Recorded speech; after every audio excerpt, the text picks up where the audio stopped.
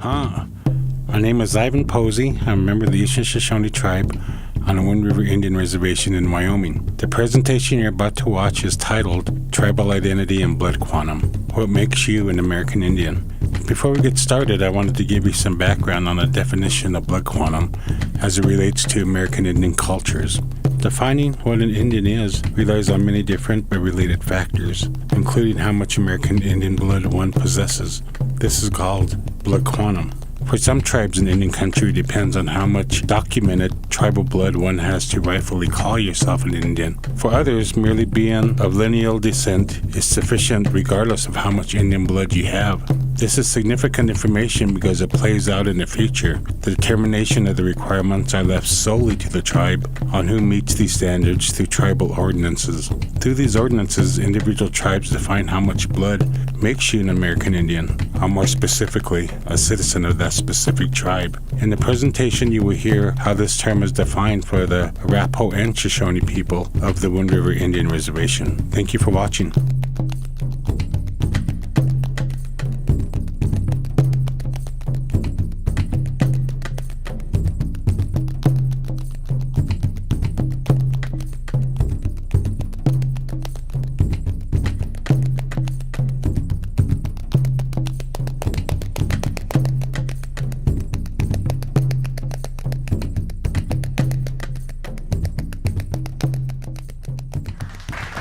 My name is Willie, Noseep.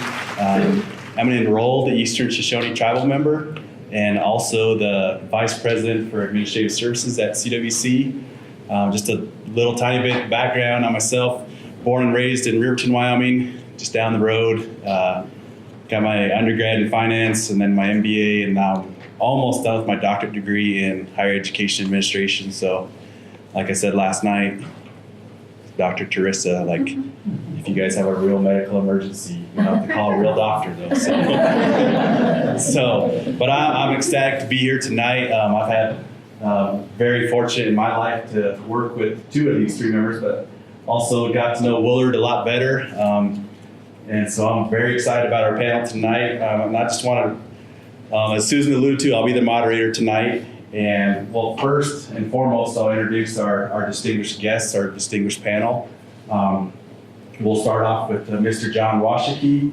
He's an Eastern Shoshone tribal member, and he was also has been the former chairman of the Eastern Shoshone Business Council.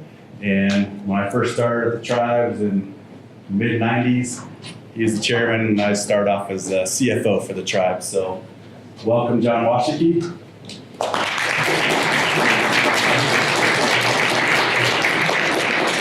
Next, we have Willard Gould.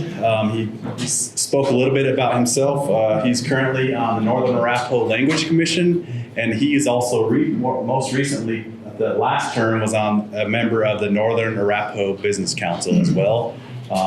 So everyone, welcome Willard.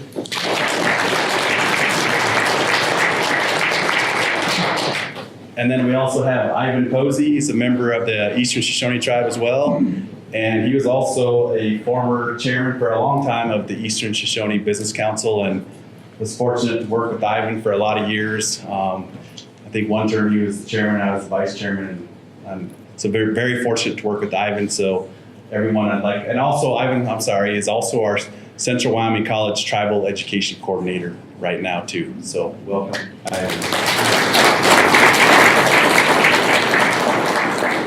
Back in 2015, these elders, they started to realize that there was only 150 fluent speakers left in our tribe. So we built this app with all the words on it, the definitions of each word, how you can make a sentence, and eventually converse with each other.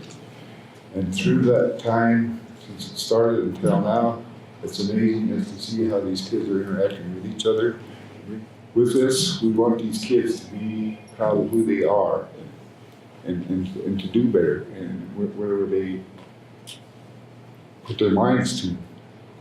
So with this blood quantum, it started with the father being full blood usually, and some other, it didn't really matter.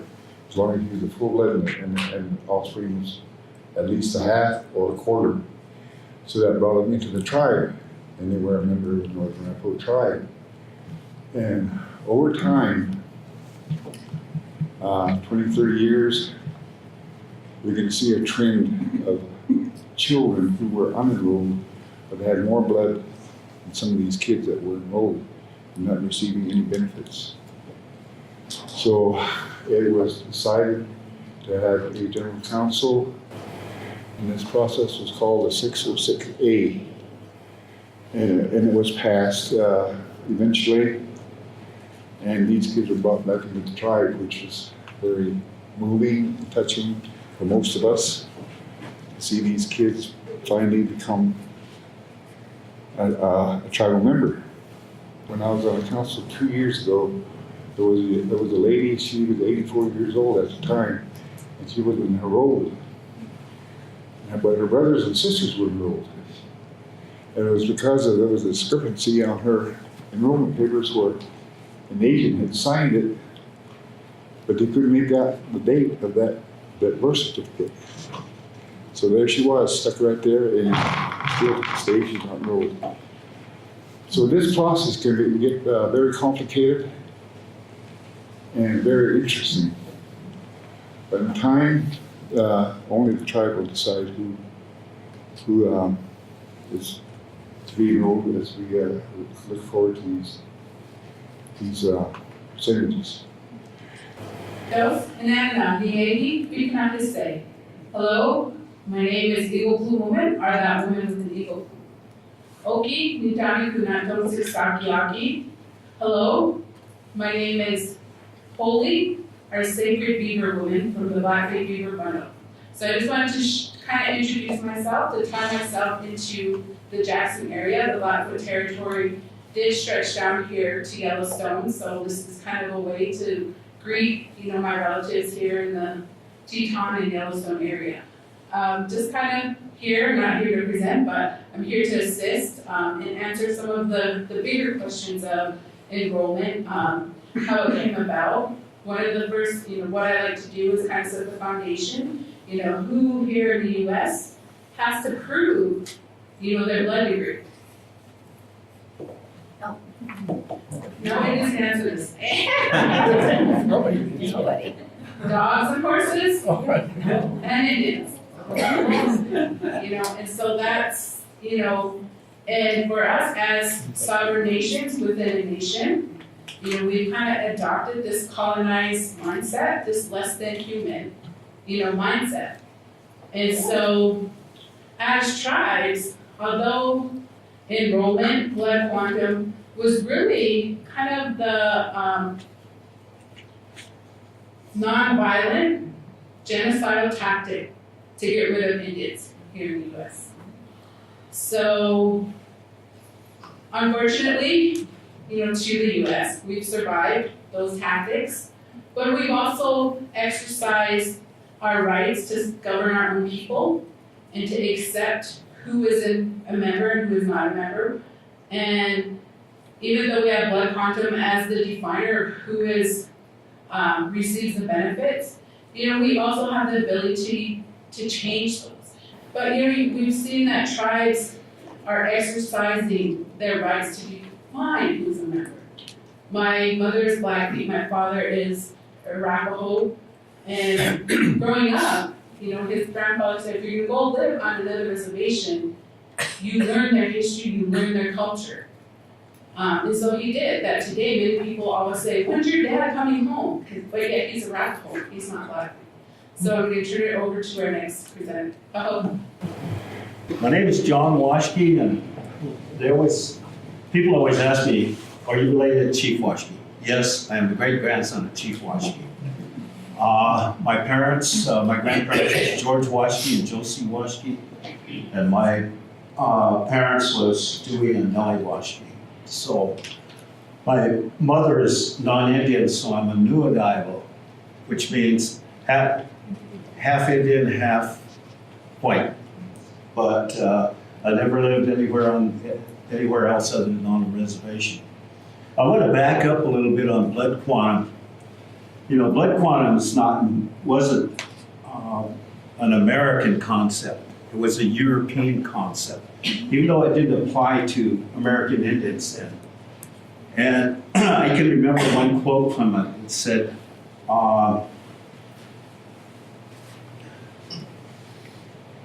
white can purify the blood, but not as quickly as tainted blood can pollute. And that was a European concept that was used.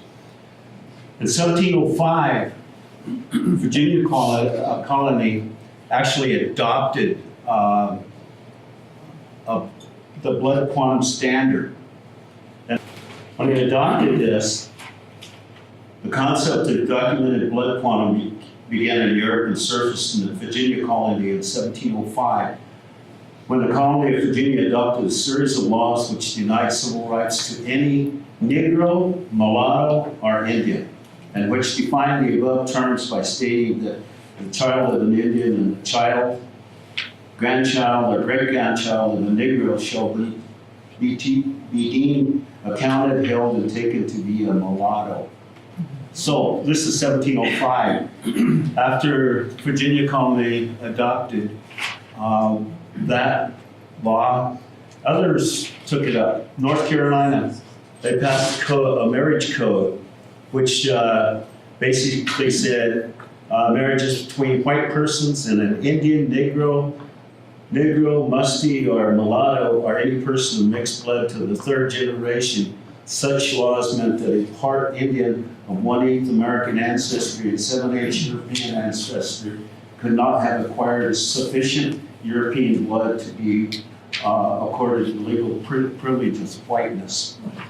So, and there are others. Virginia was one of the leaders in 1866. They said every person having 1/4 or more Negro blood shall be deemed a colored person, and every person not a colored person having 1/4 or more Indian blood shall be deemed an Indian. It goes on and on with laws, even as far as property rights, and that it depended on how much Indian you was.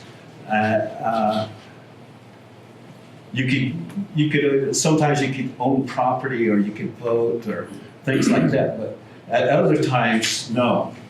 And this concept really prevailed plumb up until 1887, the Dawes Allotment Act, which has been addressed here. And there they began to use the 1/4. Well, they actually used, when they looked at blood quantums, they said full, half, quarter, and 3/4. That's the only 4 they had for blood quantums. And if you was close to a quarter, I guess you was a quarter. I don't know how they determined that, but it was interesting. Oh, one other thing that I was going to throw in there. As I told you, my mother was white and my dad was Indian. And this North Carolina law on marriages, interracial marriages, it probably shouldn't surprise you that was on the law, that was on the books in Wyoming until about 1941. Yeah, and my parents were married prior to that. And because I'm one of 13 children, and I'm one of the younger ones. But as we get to the allotments of land under the Dawes Allotment Act, what happened there was land was allotted to the heads of household. Married heads of household got 160 acres. Just a head of household, single head of household, got 80 acres. But along with that, after they got their allotment of land, if they wanted to do anything with it, the Bureau of Indian Affairs had a competency test, or they had to determine that you was competent enough to sell your land. And that also depended on how much Indian you was.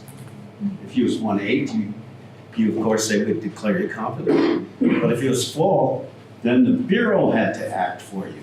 And in many cases, they sold land without the person knowing that they had sold his land. And then we had some cases in 1980, which is called 2415 cases. That's just the number that was given to it. And it was on where the Bureau of Indian Affairs had sold allotments without the approval of the person that actually owned allotments. A lot of that land in and around Riverton was taken out of trust that way. So we had some court cases on that. Again, the Indian Reorganization Act, it changed a lot of things. There are some other laws that also looked at blood quantums and language and a lot of other things. If you take the 1880 Civilization Act, where it said that Indians couldn't speak their language, that they couldn't practice their religion, they couldn't do any of their social dances, they couldn't do anything that was Indian. If they did, they would go to jail. Now, places where they had powwows and things like that, because powwows is probably something that you've heard about.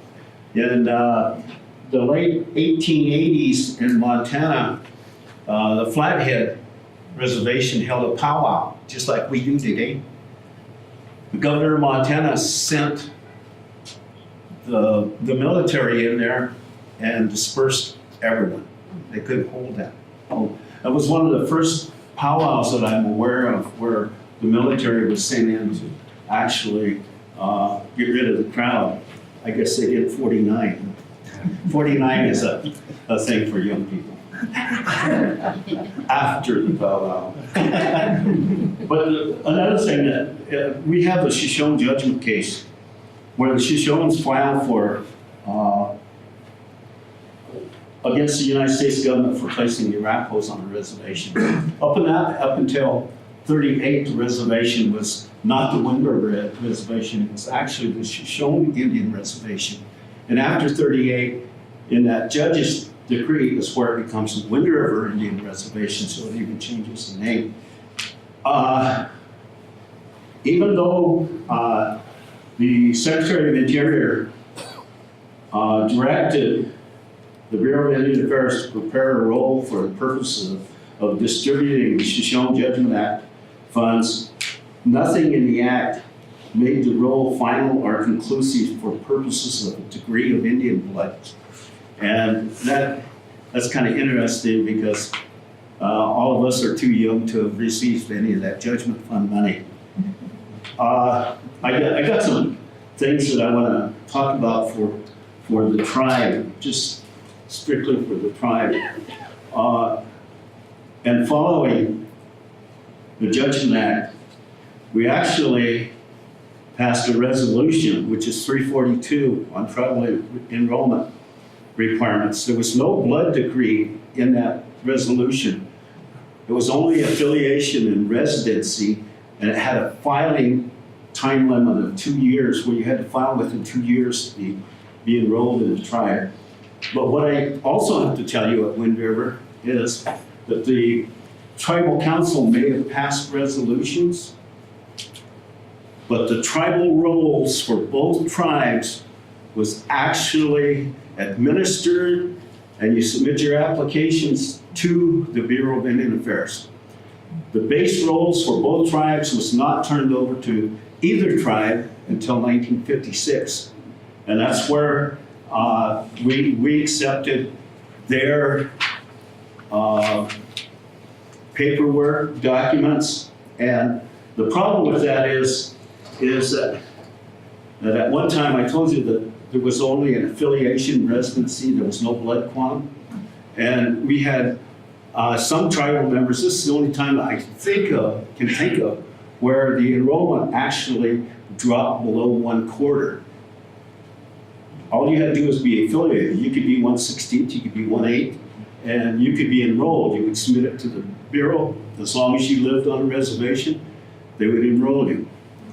But in 1953, the tribe took another action and eliminated the no blood quantum and put in the 1/4 blood quantum. Now the 1/4 blood quantum goes all the way back to the 1700s, where you'll first run into the 1/4 degree blood quantum. But and then we had another one that was done that all at once it was reversed, and you had to be a resident, you had to be 1/4.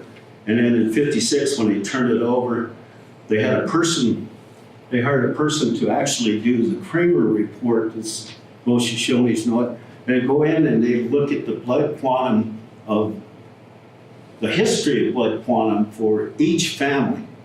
And it was kind of interesting because it was never accepted.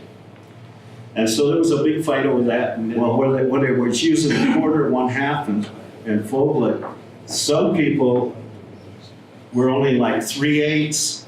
And then when they was actually enrolled with the Bureau of Indian Affairs, they were enrolled as 1/2. So that resolution in 1960, the Myers Resolution, changed that and said that they could go back to that 1/2 blood degree, but they couldn't pass it on. That was general council decision. And as the tribe started handling more and more, we have a lot of females, right? Usually they do things against themselves, but they did do an illegitimate ordinance where illegitimates of an enrolled female could enroll their children. And so, as long as it was 1/4, okay? And this 1/4 concept comes from way back, but the Bureau in the 1920s came out with a statement that in order to receive federal services, you had to be 1/4. So that's why that 1/4 has always been stuck in our resolutions and that. But it changed in when Kevin Gover was the Assistant Secretary of the Bureau of Indian Affairs.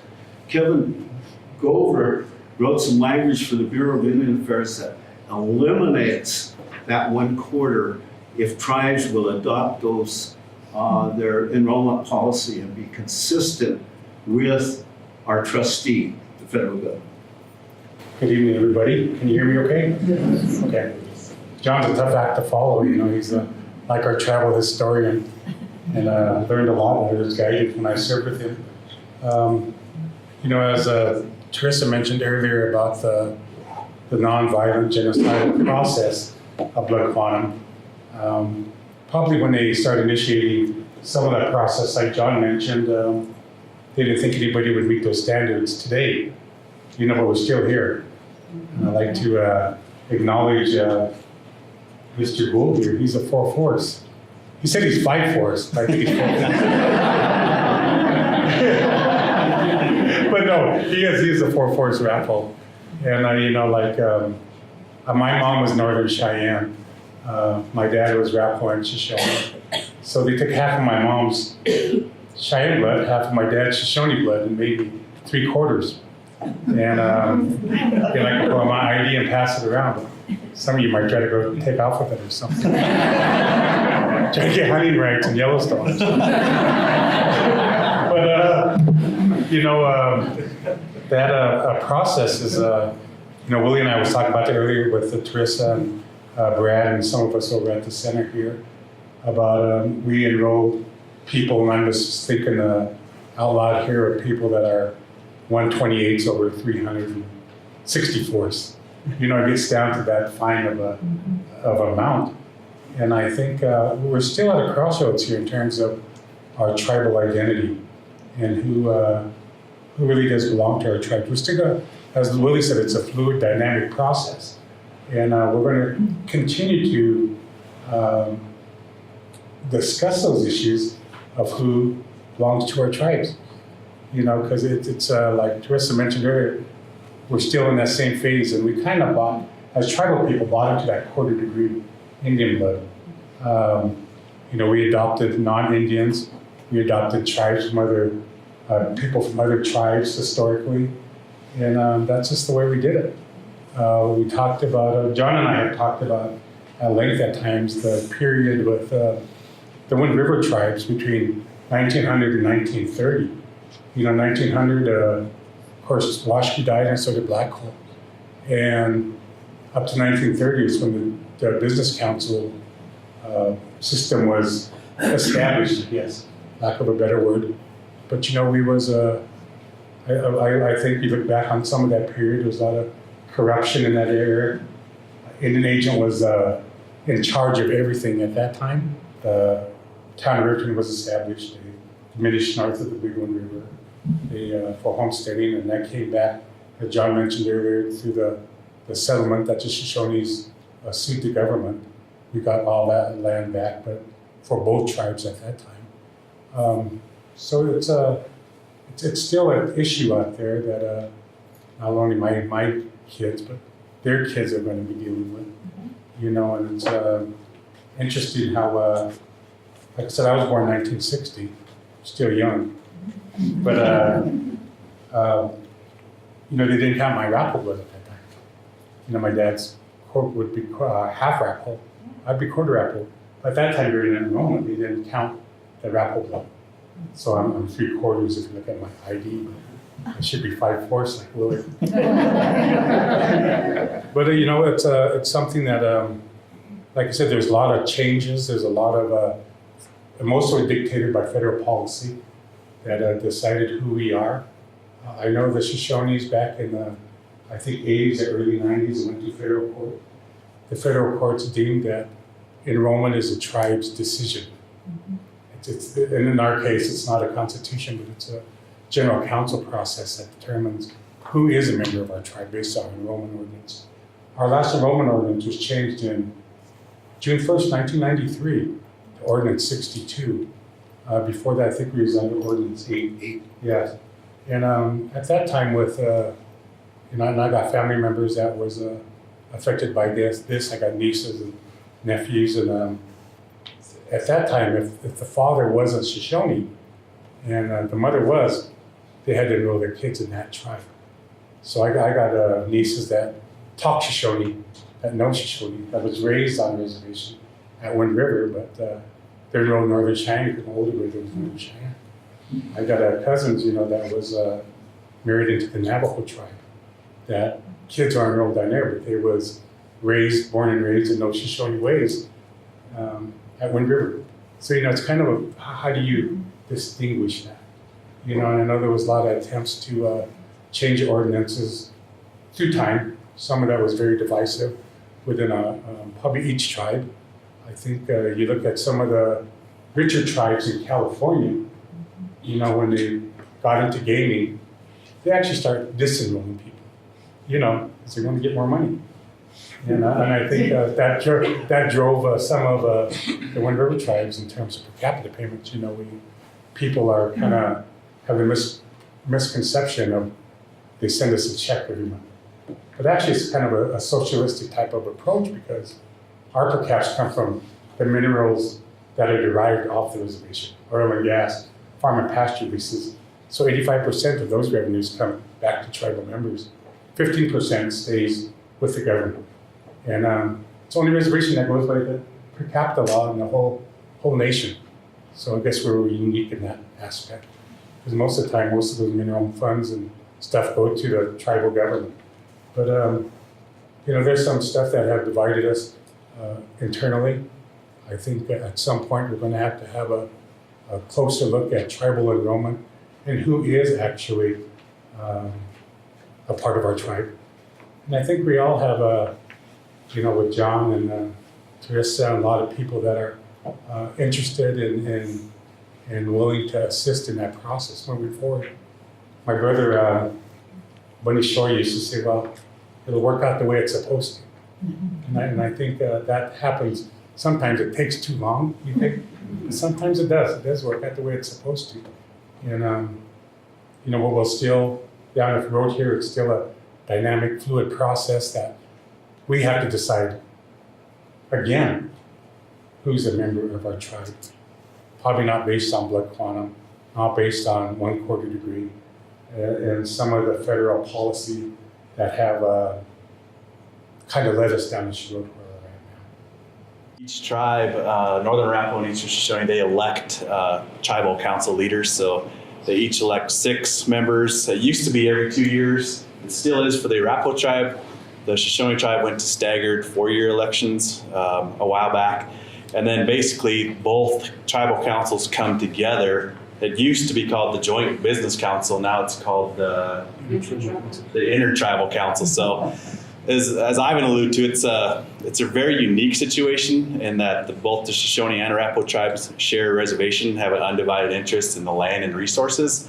So it forces them to come together on anything from water to oil and gas, all types of things. So you can kind of imagine where sometimes there's not a lot of agreement, but that's the strongest form of government is the joint business council, or used to be, because you have both tribal councils coming together, so you have 12 members, and it really can get contentious at times with, as Ivan talked about, even with enrollment too, because as an enrolled member of the tribes, either tribe on our reservation, you have access to the Indian Health Service. I don't know if that's a good thing or a bad thing though. And then you have, you can get tribal education. Both tribes have casinos. So the casinos have a revenue sharing plan that goes to education and all types of social services. So there's a lot of benefits to being an enrolled member. And then you can even hear on the other side of that where you have Indian tribes that they claim you can be enrolled through like lineal descendancy. So a good example is like Cherokees. If you could just prove that a member of your family had some type of Cherokee in them, you could still be enrolled. So like you could be 1 over 1,024th and still get Indian Health Service. One of the processes for the Wood River tribes is that, now they recognize all tribal blood. So in reality, Ivan should be 4/4 Shoshone. I'm Arapaho and Blackfeet, so my ID says 49 64 Arapaho, even though I am Blackfeet and Lakota. So tribes have that decision making, and the reason why you want to kind of keep track of your numbers is that kind of decides your federal package from the BIA, whether it's in grant programs, IHS, education. And so in a way, the Wind River tribes were kind of thinking ahead and saying, well, we got to keep our numbers up. And so currently the Arapaho are at around 10,000 members. But the interesting fact is over 50% are under the age of 18. And they may be only 1/4. So we're in a critical time, as a tribe to think, what are we going to do? Because their kids may not be able to be enrolled, and 50% of our membership is under 18. So these are just kind of issues that are ongoing, and they're very difficult, to have these conversations, because we have a lot of people that have bought into the 1/4 degree, that colonized mindset. But traditionally, if you went and lived amongst another tribe and you learned their language, you participated in their way of life, you were accepted as that tribe. Like I have, many people call my dad Blackfeet, he's not Blackfeet. But, so those are the issues that tribes face when it comes down to blood quantum. Somebody asked a good question about that earlier when we were discussing our internal discussion today about, what is it? What's the one, DNA23 or Ancestry.com, the one where you can send off your swab or whatever. So someone mentioned like, well, what if a person, got that done and then sent it into, let's say, Fort Washakie to the Eastern Shoshone tribe and said, hey, look, this shows that I have Eastern Shoshone or American Indian descent. It's like, well, it's technically not that easy, but there's a whole process that each tribe goes through, and a lot of it goes back to looking at your family tree and seeing, and that goes back to the BIA records again. So, you go here and then your parents and their parents and how much blood quantum they had. So you can try to get enrolled at any time if you can figure out your family tree, or even to get a blood increase as well. So it's a very interesting process, and it's not as easy as everyone thinks it is. And But that's the easiest explanation I have is like, especially the 4/4 of the Shoshone or 4/4 of either Arapaho or Navajo, you can then choose to be, so technically you could be 4/4 Shoshone and really be, I mean, half Shoshone, half Arapaho. But so it's a very interesting process. If you apply for a job with Indian Health Service at the Bureau of Indian Affairs, you gotta present a CIB, which is Certificate of Indian Blood. So it tells you what your blood degree is and if you're eligible to apply for the job. But if you apply for a job like with there's a young lady here with the Park Service. I worked for the Forest Service many years ago, but all it takes there is to check a box, you know? And I think some of the numbers are skewed in terms of the census. It comes out every 10 years. You go knock on the door, people say, oh, I'm Indian. You know, but they may be, like the word is today, the one over 1,024s. You know, but, so some of those numbers, you know, I served as chairman for a lot of years for the Rocky Mountain Tribal Leaders Council. And they gave us a number that 70% of tribal members live off the reservation. And we kind of all thought that's a high number, but it could be because of the census, you know, that anybody could check a box and say I'm Indian, but they'll count that anyway in the census process. So it's kind of it could be a skewed number in terms of who really is tribal and who really just claims it. You know, so I think that's what we're trying to educate this evening, is trying to say there was a process that allows us to be tribal citizens. And as John said, you know, we're citizens of our tribes, we're citizens of our county, citizens of our state, and citizens of this country. You know, I guess citizens of this world. But lack of a better word, but I think it's something that most people don't really know about. You know, people say, well, I'm Indian, and people say, well, that's cool. You know, and some people may say, well, no, they're really not. You know, so there's that contention in our country nowadays. And I think with the Elizabeth Warren issue that just came to light a couple days ago, that's fresh in some people's mind, you know, and even Trump probably doesn't know anything about Indian policy, but he made a comment on it, you know, and just some people that really don't know of what makes us Indian, what makes us citizen of our tribes, and the history behind it, as these gentlemen so eloquently talked about this evening, is the process that makes us tribal people and citizens of our great nations. Thank you.